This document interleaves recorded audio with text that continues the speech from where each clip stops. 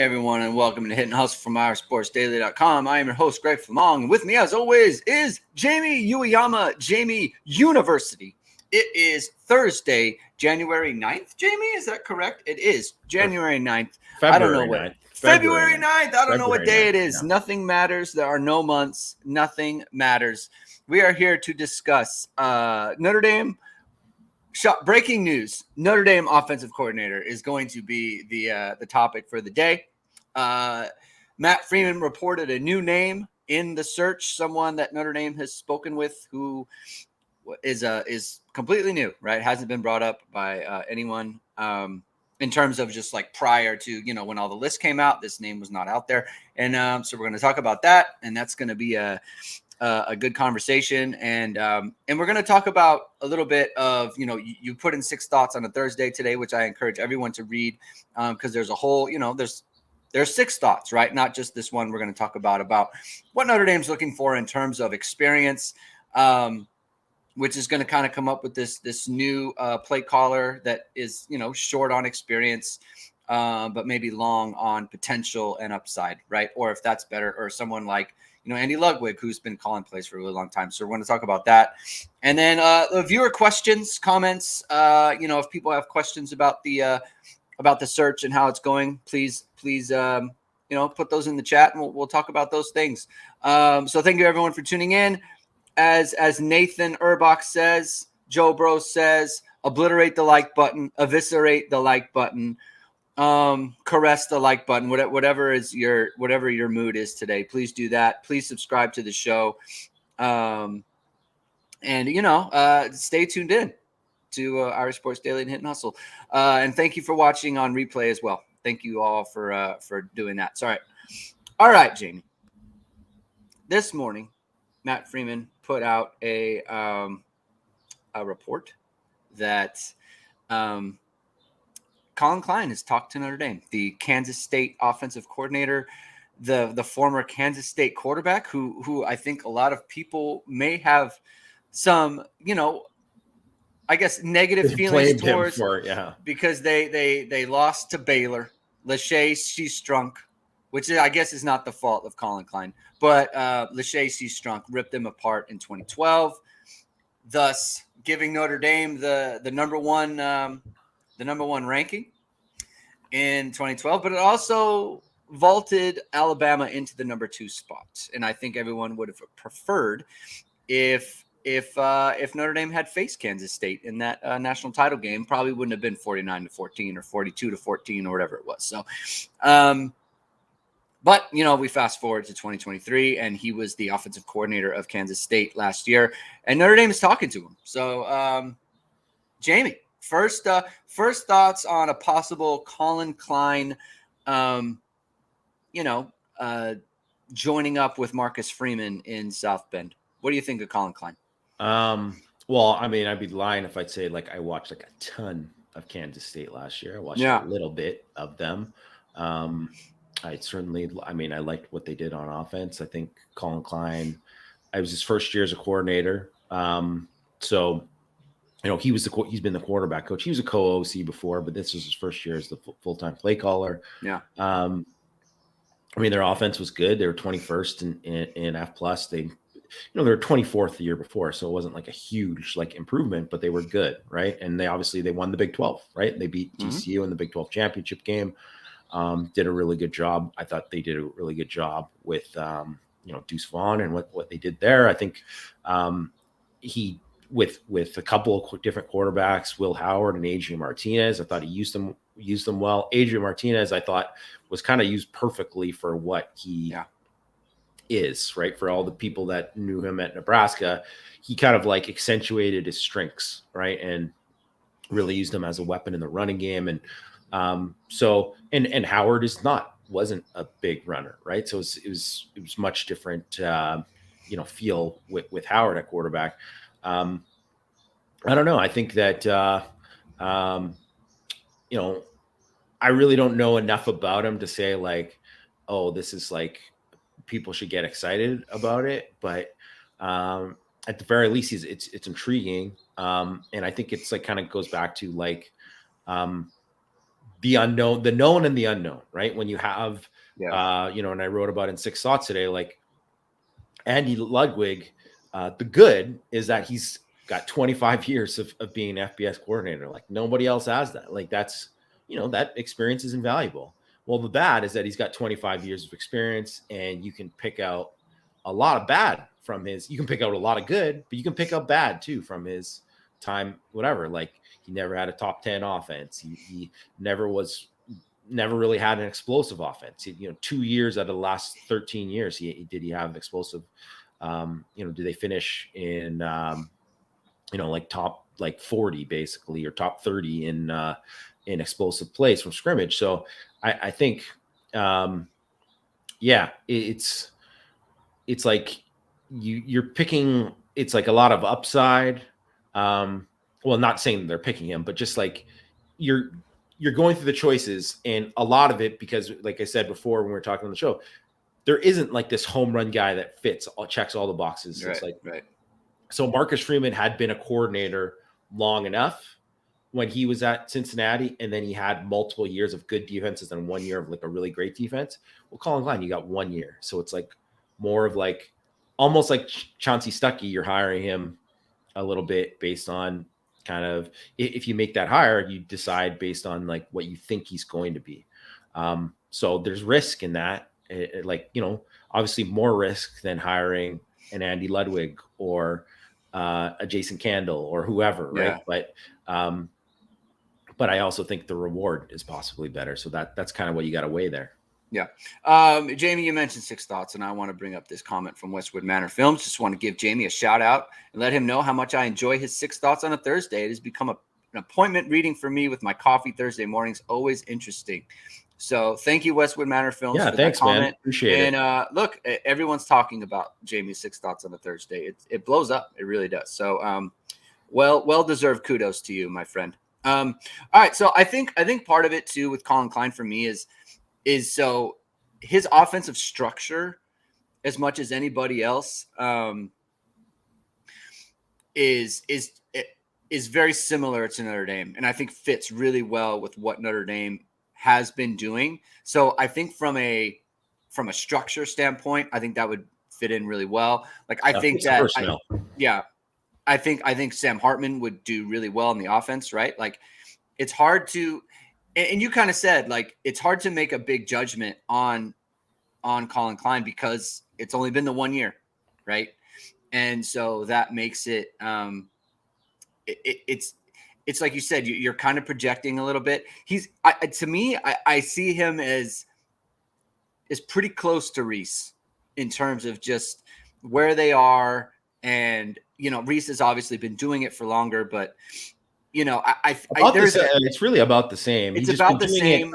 Play calling longer. Yeah. Play calling longer. But like, there is a world where, Reese was kind of brought up a little bit slower, in which they kind of arrive at the same place. Like you said, like 21st and OF plus in his first year in the program. Like Tommy Reese was, I think, 17th in OF plus in his first year in the Notre Dame program.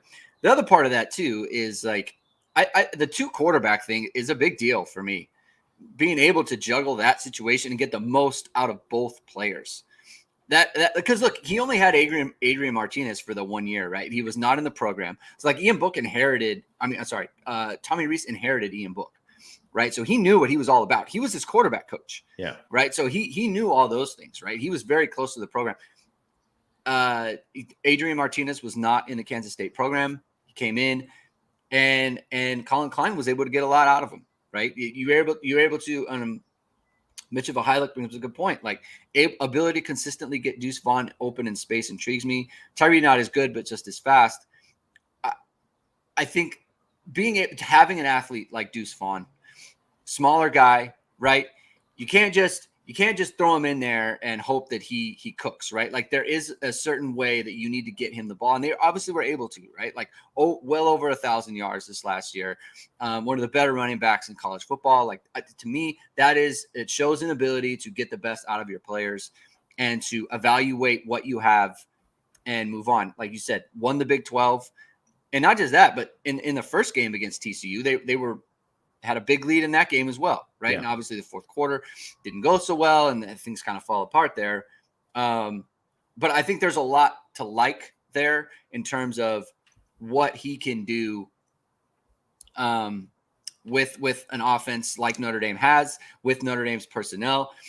Vision Poet brings up a good point about Avery Johnson. Like somewhere Avery Johnson's got to be like, oh my goodness, like this is not good. And like he probably shouldn't be freaking out too much. I mean, it's too early to. It's a name that's out there, right? And the only thing I would say is like, it's Thursday now. It's been about a week since the news kind of broke that Tommy Rees was looking around. Like I think it was a week ago. So I think the fact that it's come up later and it's a name that we hadn't heard before, like that probably makes it a little bit more serious. But I don't want people to, get too ahead of themselves, right? It's just a guy that Notre Dame has talked to. We don't know if he's going to come in for a visit. We don't know. Yeah, it's way too early to say. We don't know if he's even like how interested he is. We don't know any of that stuff, right? Yes. But I mean, look at Brian Johnson went from like, hey, this would be a great hire to all of a sudden he's like, I'm not coming to Notre Dame. Like Brian Johnson, like that he was connected in terms of like it was a somebody name, tweeted, yeah, somebody made it was a name that made sense on paper. Yeah. Right. And that was what everyone did at the beginning. Unfortunate for that Twitter account to put that out there. I mean, not really unfortunate. I know. Yeah. The point of the Twitter account, right? Like we're doing this to get engagement. So I guess kudos to that Twitter account for that.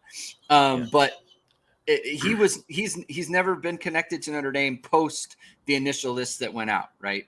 There was we don't know of an interview. We don't know of any of that stuff. And I will say too, there is a difference between, Byron Leftwich. He reached out to Notre Dame. It's like, or Gino. I can't remember. Giudelli or something like that. Giudelli, right? Like the guy who was the Cincinnati. It's like, well, he reached out. It's like, well, yeah, guys reach out. Like it. I mean, it's not the same as when you're like, oh, this is like a serious candidate. For sure, right? So yeah, we've got some questions about the higher time frame reference. Chris Warioka asked that. I mean, what do you think on this? I could see it being like early next week, or I could see it being longer than that, right? Matt mentioned in his blurb, like he on campus interviews could be starting as soon as today, right? Yeah. If you're there, then it's kind of hard because Notre Dame takes a really long time to officially announce things. Like we might know who it is like 2 weeks before it's actually official. So it's hard to gauge that part of it. But if you're doing on-campus interviews, like you've kind of narrowed down a list a little bit. Yeah. And I think, first of all, shout out to Chris for his Something About Mary reference earlier in the comments. I enjoyed that. 7-minute abs, 8 minutes. Why not 8 minutes? Right.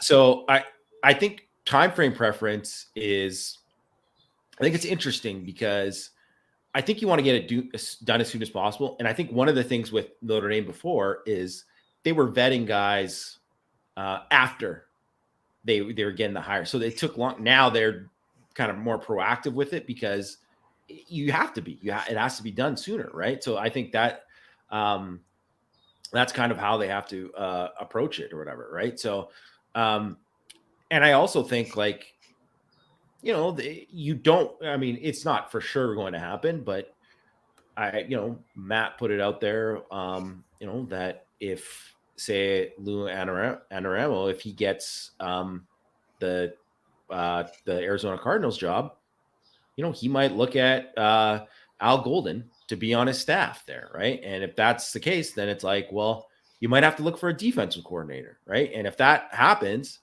you don't want to have two things going on at the same time. Like it's a lot, right? It's a lot to do it. I mean, it's already got a lot going on. So I think the sooner you can get it done, the better. Obviously, you want to make the right choice and not rush into anything until you find the right guy.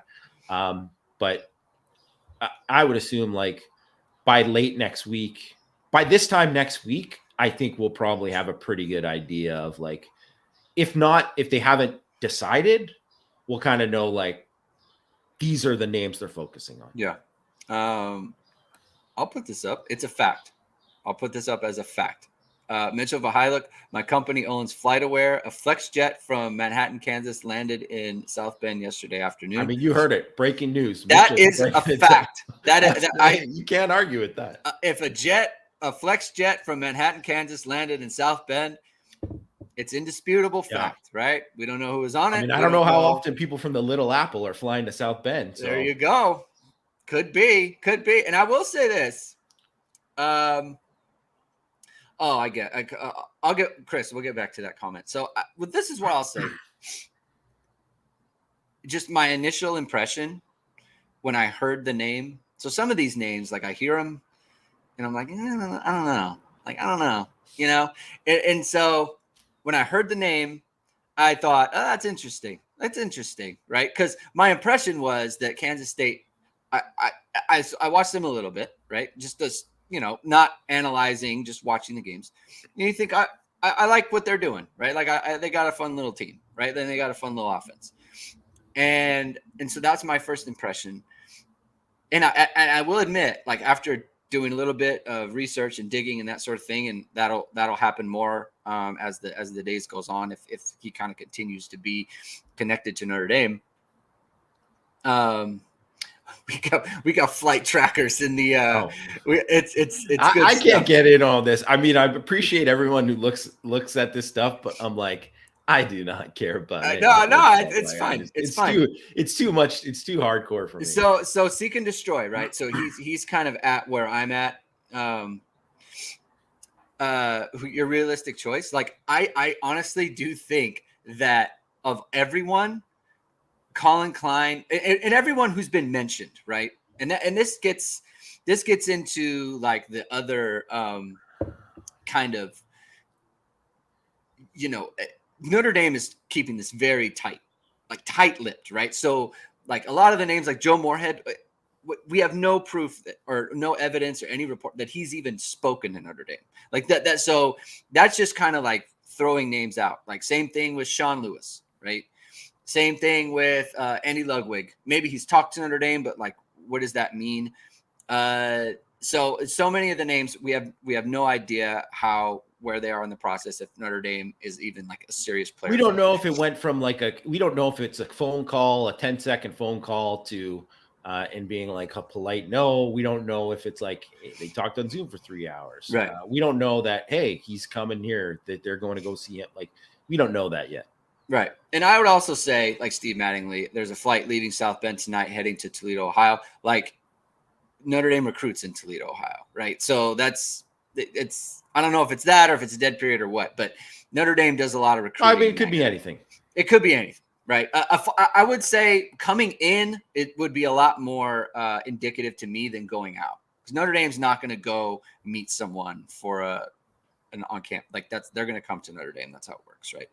All right. So of all the names, just getting back to what I was talking about, of all the names, I do think Colin Klein is probably my favorite because of structure, because of the way that they were playing, what they did, how he handled the two quarterbacks. I think that's really good. I think that's really impressive. It's hard to do, right? Especially when they're kind of too experienced, like Adrian Martinez, right? Like he's very long in the tooth in terms of college football, right? So I think that, and I think it all kind of fits to me in terms of what I think Notre Dame wants. I think what they were previously and what you can kind of say like, okay, like Sam Hartman can work in this offense, right? Like to me, I can't imagine Sam Hartman being in an Andy Ludwig offense.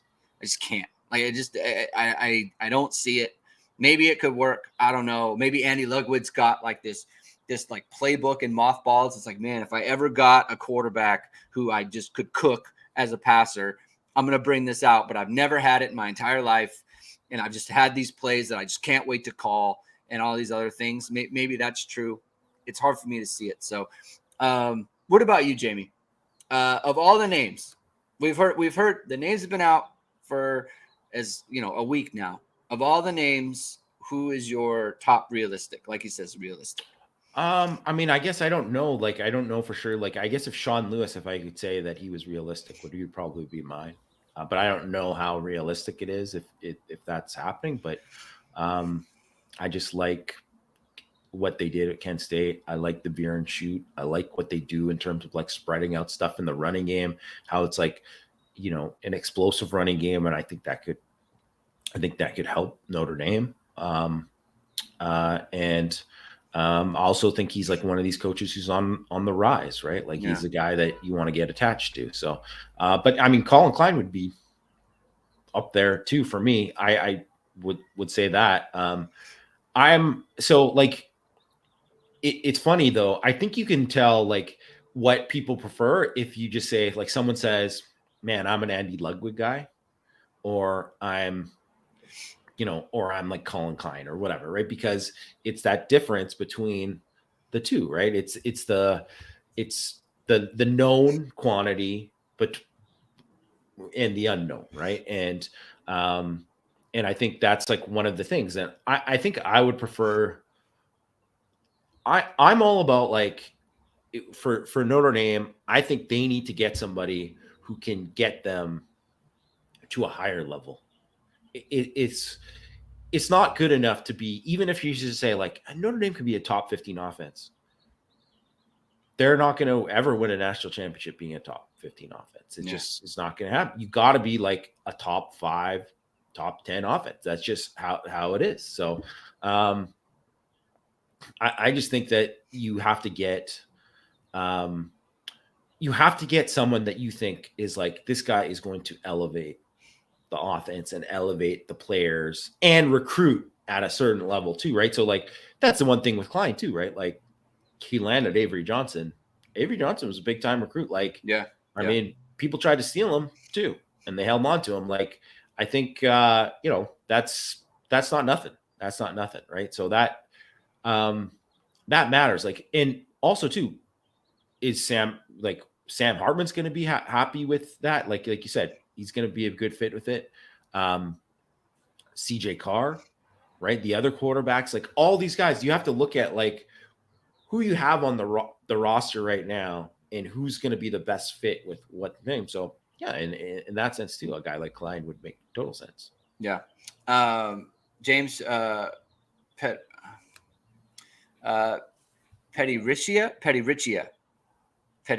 I'm going to say James Pettiriccia. Will Sam Hartman transfer if he doesn't like the OC?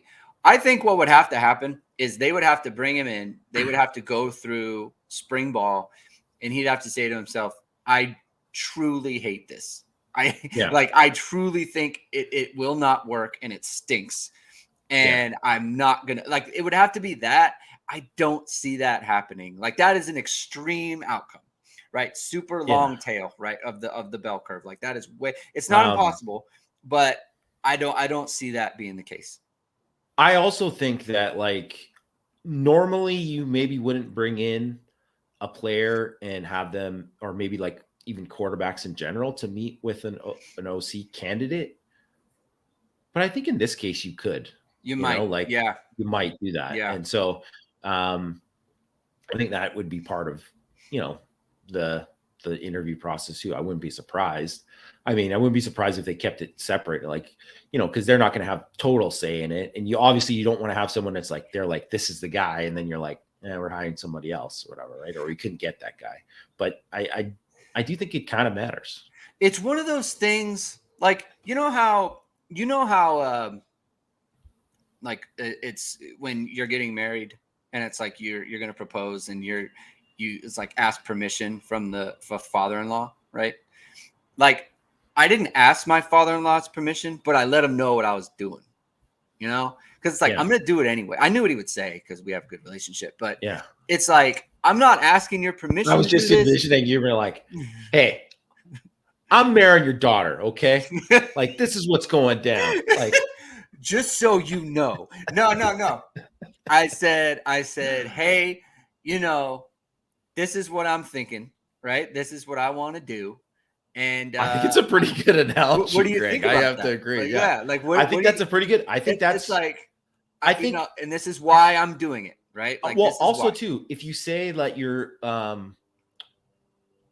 don't know if Marcus Freeman's ever said they're like a player-driven program or whatever, but like, the players are invested in Marcus Freeman. They like Marcus Freeman, and because I think he, I don't know how much he makes them feel involved in like every decision, but like I think he cares about the players, and I think in this kind of case too, like I think it would go a long way to selling them on it, right? So yeah.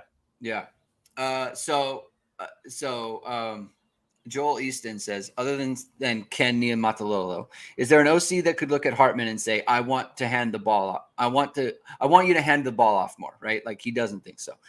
So it's like I think that's right. But so let's say for example, like Andy Ludwig, right? Where we've been talking about how he doesn't have the passing game. He doesn't have the passing game in his past, right? It's like an explosive passing game, like someone like Sam Hartman is used to. Let's say Marcus Freeman was completely just sold on it. It's like, you know what? This guy is the best choice for this program. I think then you bring in Sam Hartman and say, hey, this is who I'm going with. And Andy Ludwig would be there. This is who I'm going with. These are the numbers. This is where I think you would fit in. This is where we are going to get the best out of you. You treat the player like that in terms of like, I'm not asking your permission. I'm cluing you into what I'm thinking and what our plan is for you. I think if you go about it that way, that will work, right? That will be just fine, right? And that's how you treat players. And that's how you treat the situation where it's like, hey, you came in here to play for this guy in this offense and he left. Okay. We understand there's sensitivities there. We're not going to do this for Kenny Minchie, right? We're not going to do that. We're not going to do this for Steve Angeli, but we're going to do it for you because we asked you to come in your last year and your last chance, right? Yeah. I think that's fair. I think that would be just fine. Maybe you would get Buckner involved too because you're like, you want Buckner to stay and all that kind of Yeah. Nathan Rohrbach says, hit and hustle, come for the football talk, stay for the marriage advice. Absolutely. Yeah. You don't have to ask your father-in-law permission, but you should let him know what's going on so that he knows even ahead of the mother-in-law, right? That's important. It's like, hey, I'm marrying your daughter. I don't care what you think about it. Is what Greg is saying. I'm giving you information that no one else has, right? So it's like you have a thing. Right, you have a thing. That's what you should. That's how to handle it, my friends. Jojo Pineda says, "Hey guys, enjoying the discussion. We are so impatient. I just want a great hire and the best Coach Freeman can do. Hope you guys approve when it happens. You know what, Jojo? I hope I approve too. To be honest, I have faith in Marcus. I think Marcus Freeman is going to hire someone who we can like make a case for. Like if it's Andy Ludwig, I can make a case for it. It wouldn't be my favorite thing. I could make a case for it. But I want quarterback development and explosiveness, and he doesn't have that. And so that would, that's just a fact. But I can make a case for it. So, okay. Here's the Andy Ludwig thing. And it's not to say like, if he's a hire, I don't think it's a bad hire at all. Like, I think it would probably be a good hire, right? Like he's a good OC. But it's kind of like hiring Mike Denbrock in a lot of ways at Cincinnati, right? So it's like Mike Denbrock is a fine OC. He's fine, right? But it's like you have to look at it from all these ways and be like, is Mike Denbrock or Andy Ludwig, is this like the championship level type of OC that you're looking for? And so I think like if you look at where and the way I brought up in Six Thoughts too is Luke Fickell hired Phil Longo, right? And it's like a drastic change at Wisconsin, an absolute drastic change where they're going to air raid, and they were like the exact opposite. Like Notre Dame literally ran a 4-4 to go against their offense because they were like, they're just going to play heavy and we're just going to match it. And frankly, it's a drastic change for Fickell himself. Yes. And he could have just, and he's been a guy who's hired internally and promoted and with people and it's worked out pretty well for him. They were very successful at Cincinnati. But he could have just easily just said, well, we're going to go this way. And this is what Wisconsin is known for. And we're going to keep doing that. And we're just going to keep doing it. We're going to win division titles and we're going to be in the Big Ten championship game, whatever. But it's like anyone can do that. Like literally you can hire anybody to do that and say, hey, we're going to keep this same formula at Wisconsin because it works. And it's like, that's great, but you're hitting your head against the ceiling and you're never going to break it. So Phil Longo might be a failure, might be a horrendous failure at Wisconsin. But if you're going to win the Big Ten, if you're going to try to beat Ohio State and Michigan, Penn State, the teams that are in the Big Ten East that pretty much like rule the conference, you can't, if you're doing it the same way, you're stuck. You're never going to beat them. Yeah. You know, you might beat them in a regular season game once in a blue moon, but you're not going to beat them when it comes time to like winning the Big Ten and then getting to the college football playoff, right? So, and what is it? What are you going for here? What is this about? Because the thing is, Notre Dame can win a lot of games. They can win 10 games a year, year after year, if they they hire somebody and it's like, well, guess what? We're going to pound the rock and we're going to be this type of team, whatever. But the goal is more than that. Yeah. The goal is more than that. You have to reach for more than that. And I think that's why, to me, Andy Ludwig is a super safe choice. But safe, I don't know. I don't know if safe gets you to where you want to go. Yeah. I mean, that's why I'm talking about the explosiveness thing. Like, it's just so important. Like, it's the most important thing in the sport. It really is. It really is now. Yeah. Being able to play that way and to scare teams and to have them think, it opens up everything else. Anytime you think, man, they can get us over the top whenever,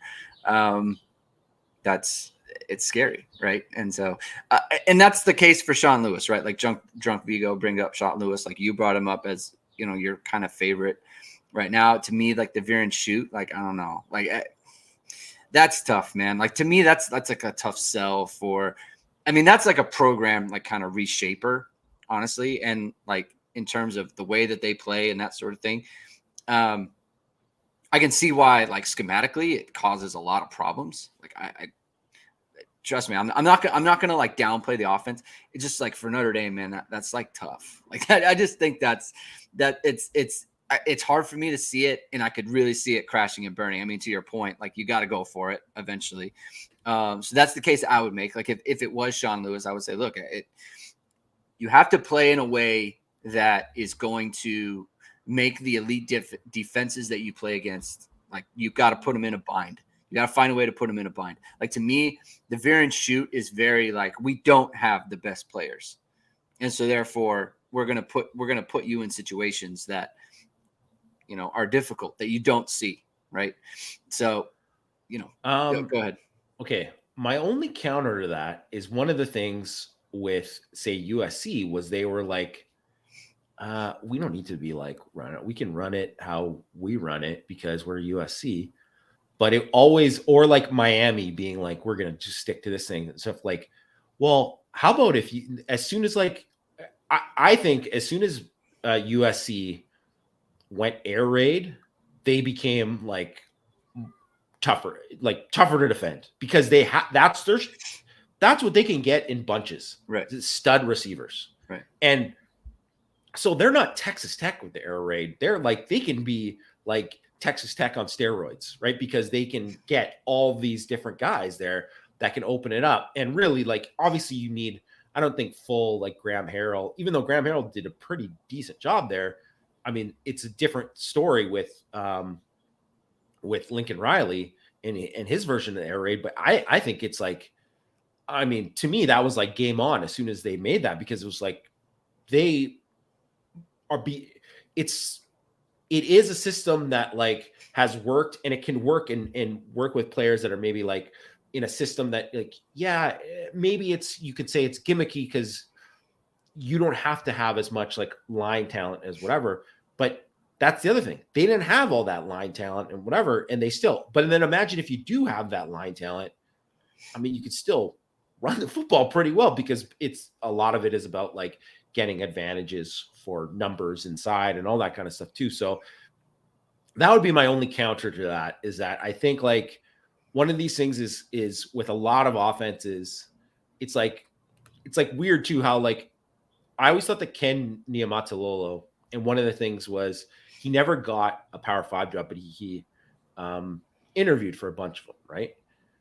But say like Arizona would have been the perfect place for like Ken Niumatalolo to go, because it's kind of like it's kind of like a little bit like Paul Johnson at Georgia Tech, where you're like, people are like, Georgia Tech, they just need to open things up. It's like, no, this guy was the right guy, because Georgia Tech was never going to be Georgia.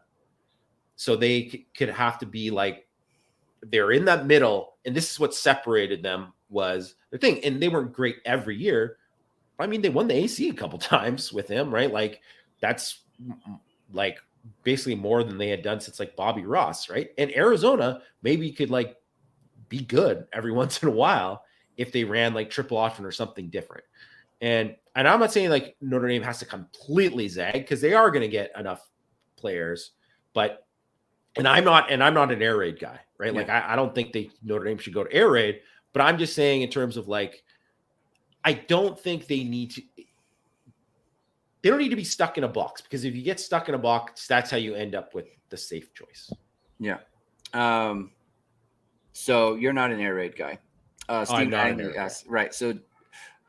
So he asked about air raid concept in the pass game require more of a transition. Yeah. It would not be it would be a horrible idea for Notre Dame to go air raid right now. Wisconsin could do it because they added a bunch of receivers in the portal. Right, like the portal being closed, it matters. It matters. And Notre Dame, even if it was open, Notre Dame can't just add a bunch of guys. Like it was, so I don't think that would be like, or if you hired an air raid guy, that guy has to like really adjust expectations. Maybe you get and know like he's probably not going to get the personnel he wants until like year 2, year 3, or whatever kind of thing. That's where you'd be at. So that's also the kind of thing where it's important who they get, because you can't, Marcus Freeman can't waste years. He can't be like, well, we were in transition on offense. Right. It's like, no, man, they got to win this year. Yeah, this isn't golf, man. It's not like, I'm going through a swing change. Like that's no, you can't do it. Can't do it. And I do worry. So like Coach Humph brings up, Wisconsin has, I believe, 4 transfer portal receivers. It may not be as difficult to change an offense overnight as one would think with the transfer portal, and that's true. And I do think that Wisconsin will have a good offense next year. The thing that I worry about for Notre Dame in kind of relation to if I was a Wisconsin fan, I would think the same thing, is like when you try to fundamentally change what the program is, that kind of concerns me, right? Is like you mentioned before, like USC going to the air raid for them, they can always get wide receivers. Yeah. Right. They can always get that skill talent. Whereas Wisconsin and Notre Dame, like they can't, right? Just think about Michigan. How did Michigan finally start to beat Ohio State? They leaned into like, hey, we're going to be physical and we are going to be explosive. And that's how they did it. They didn't try to match what Ohio State was doing and try to be better at them than them at that. It was that we are leaning into what we do best, and we are just going to find the best way to play that way with the type of players that will allow us to maximize the way we play that way. And so that's why when I hear things like Sean Lewis and the veer and shoot and stuff, it worries me a little bit, because you're changing the kind of the identity of the program for what it has been over time. Right. I don't know that going and it could work. Like you said, like it could, like the ceiling is up there, right? There's no question. Like it could work. And I'm not going to sit here and say that Kent State doesn't do really good things on film and all of that other stuff. It just worries me. Matt's talking about Jason Brown. quarterback development check, explosiveness check. Do you have a comment, Jamie? I mean, I know. I don't have is this the last chance you guy? Is this who he's talking about? I don't know what he's talking about. I think he's talking about the last chance. I'm like, I think it's Matt. Elite level trolling from Matt as always. I mean, just completely. Yeah. He's just mad, I think, because we're not. Do you want to hype up Kitley? Do you want to do that? How great he is at Texas Tech? I think Zach Kitley's great. I think he's great. If they hired him, it would be. Well, first of all, he's not like as far as I know, I haven't seen him on the list. I put him on my list because he's had results. Yeah, he's had results, but I also knew he was like probably a long shot. But I mean, like I said, with most of the guys, a lot of the guys, I just want to talk to them and just be like, hey, what do you think here? What do you think about this? And look, Marcus Freeman, by all accounts, has talked to a ton of people. Yeah. A ton of guys, right? And honestly, like I was telling you guys, I really think that this is going to be a situation where,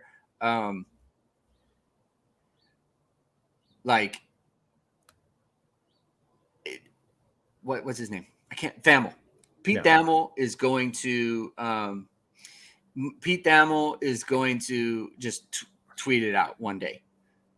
Like Notre Dame is targeting. Notre Dame is Notre Dame is on the verge of hiring. Whoever, right? Yeah. Like I don't, and it could be a name we haven't heard of at all, right? Like just completely out of the blue. Like it's Notre Dame. The guy from Penn State, Yursich or whatever. What do you think of him, by the way?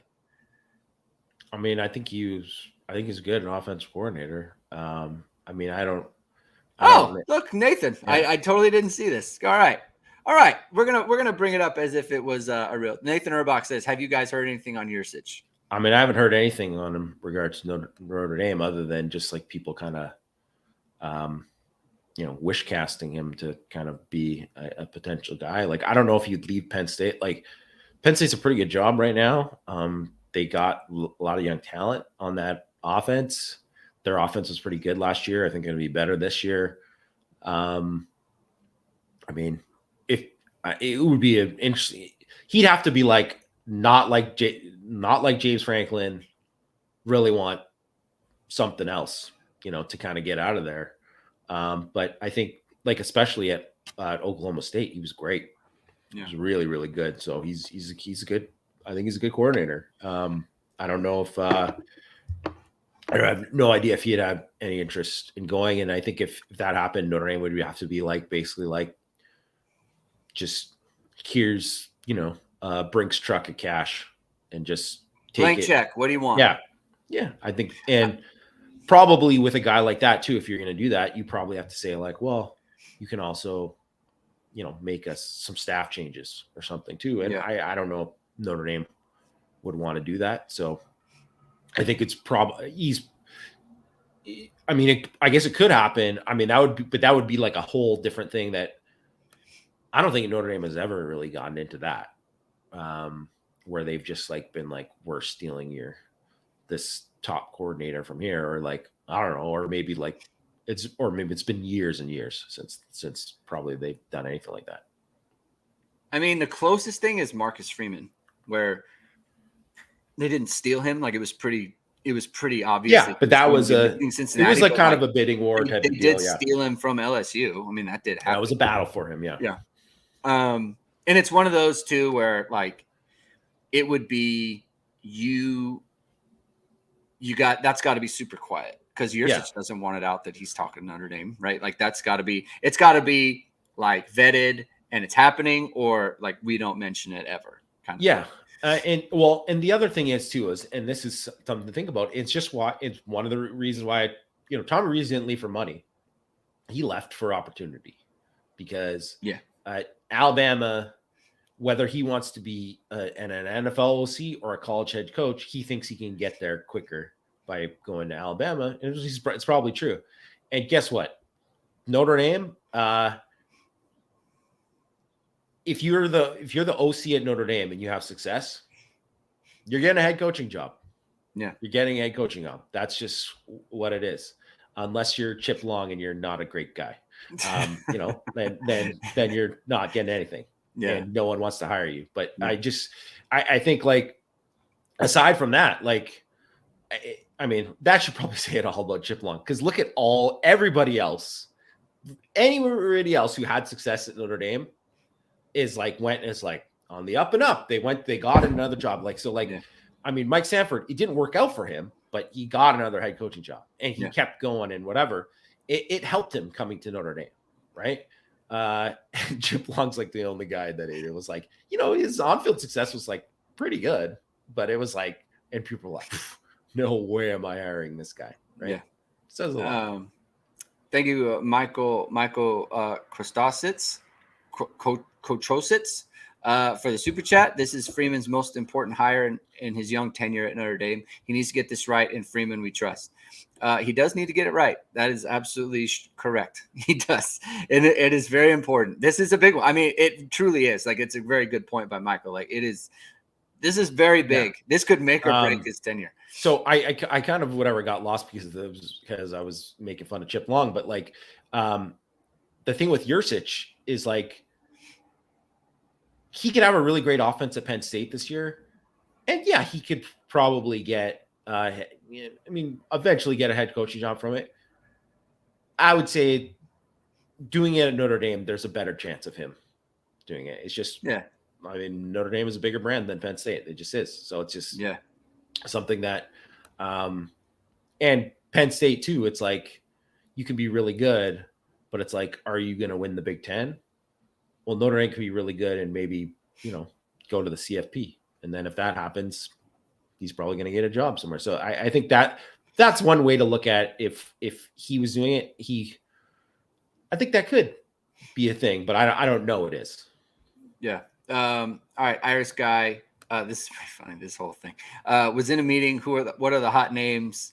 And Coach Hump told him Colin Klein, and he's like, "What? That guy?" So the guy who cost Irish guy. So Irish guy, go back to the first 25 minutes of the show. We talk about Colin Klein and what's going on there. So not to rehash. It's just funny how we already had these conversations, and now he's kind of like, "What?" So it's pretty fun. Mitchell Bahilik, we talked about Avery Davis. He probably wouldn't, or Avery Johnson, probably not in a great mood if Colin Klein leaves. And so there was another question. Let me see if I can find it. People following Flight Tracker. Is there some Flight Tracker stuff regarding Penn State College? Let's hear it. Okay, Kerry Van Orman. Is there an OC that is a good play caller, schemer, and also a dynamic recruiter? I think. In the limited a limited amount of evidence we have on Klein. I mean, like you mentioned earlier, like he landed Avery Johnson. I mean, he was top 150. Was he top near the top 100? I mean, he finished up there. I mean, the thing is, it's like he held on to him. Yeah, so Notre Dame was after him at that point. A bunch of other schools were after him. I really liked him. I thought he was like a top 100 kid right away. I really liked him. I mean, he's an exceptional athlete too. So I mean, he was kind of, if they were out of the guys that they missed out on early, he was the guy that I was kind of rooting for that they end up getting in the end. And obviously he stuck with K-State, but I mean, who knows? I mean, Klein, who knows what happened with Klein? We'll see. Oh, a plane from State College landed at Midway. See, that's how you keep it a secret right there. Mitchell that's how you keep it a secret. Yeah. You're flying over Notre Dame. You're flying over Notre Dame and then driving back. That would be, hey, it falls in line with it's got to be a secret. So there you go, Mitchell. He's taking the limo. You heard it from Mitchell. He's taking the limo. And I will say, Midway. I might be flying into Midway every single time from now on because it was so much easier than O'Hare. So much easier than O'Hare when I flew in for Boston College. So Kevin Simonson wants Matt Freeman for OC. He's too important for ISD to do that. We need Matt to stick around. It's too important. I know it was Oregon. Yeah, so I think it was a magical night until we figured out. We're talking about the yeah, man. That was like, oh, we're number one. Like Oregon lost that day too. Yeah, yeah. So it was. They started the day at number 4. Matt hates tight ends. Matt hates what Notre Dame is good at, frankly. So no air raid, no tight ends, maybe no offensive line, right? Like Matt wouldn't have any offensive linemen. Like he would snap the ball with like running backs probably. Matt wants that high school coach from Arkansas that went to D2 and then flamed out, the no punts guy. He wants that. That's what he wants. I mean, first of all, I agree with the no punts. Punts are 12-yard splits. Yeah, man. Like use the full 53. You know what I'm saying? Like you have 53 yards, use all of it. Matt is his candidacy is going up in flames right now. All right. Raider Biggs, he hasn't been in the show, asks, who would your choice if you had your pick of candidates? So I don't know if this is like of who's been mentioned or just who just anyone. Is there anyone who hasn't been mentioned who it's like, man, I really wish Notre Dame would be involved with this guy? Like who's not like not Jeff Levy, right? Because he's like that's who. Is there a name that hasn't been brought up at all? Who you're like, man, wish Notre Dame would get in? I don't know. I don't think so. Really, like I don't know. Like, I guess you could say Yurtich, maybe, right? I don't know, someone like that. But Eric Bieniemy, I mean, get this guy an NFL head coaching job. Like he's not coming to be the OC at Notre Dame. Of course, I mean, hey, I'll take it. Will Andy Reid come and be the OC for Notre Dame? Like, I mean, yeah, like let's get it. Let's get it. Like, that's not happening.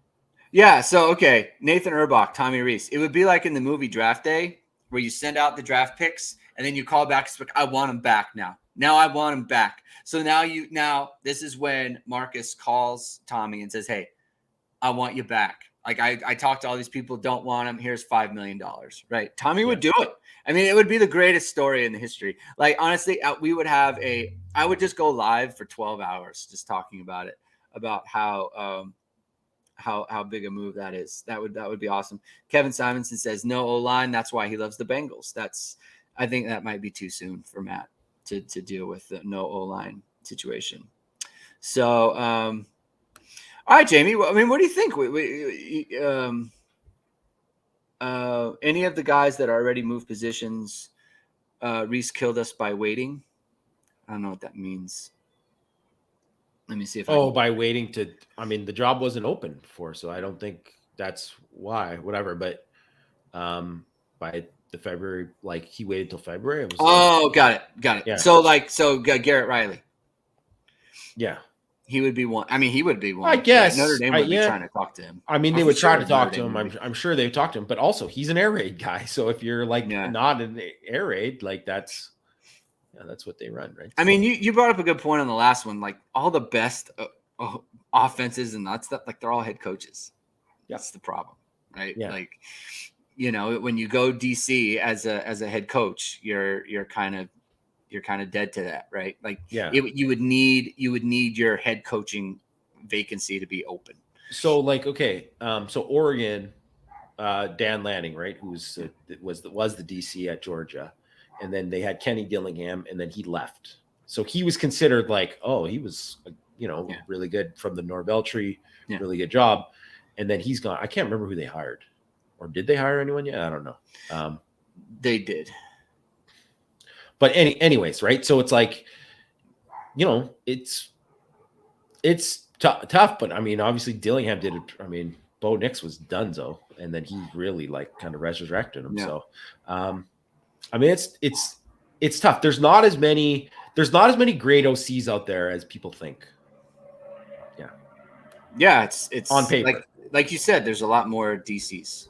Yeah. Because they're all head coaches. A lot of them are the head coach, right? Like Norvell, Florida State, Yeah. That's the way it is. All right. We can leave it there. Thank you everyone for tuning in. we'll be back. Look, listen, we'll probably be talking about this next Tuesday as well. If there's any breaking news or anything that we need to pop in with, or something that's like, this is very urgent, we need to talk about it, we'll go live and we'll talk it out. So what you're gonna want to do is you're gonna want to hit the like, you're gonna want to hit the subscribe button, and you want to hit the notification bell so you know we're going live. All right. So thank you everyone for tuning in. Stay locked in to IRSportsDaily.com for all the latest. Matt is in the chat, but he's monitoring. He's probably on the phone right now. He's probably texting. He's probably talking to someone. He has 3 phones, and it's all going for him. So you're gonna want to stay locked in for that. And so if we don't hear you don't hear from us before then, look for us next Tuesday. We'll be talking more OC stuff. So thank you everyone for tuning in, and have a good weekend. And we will talk to you very, very soon. Enjoy the Super Bowl, everybody.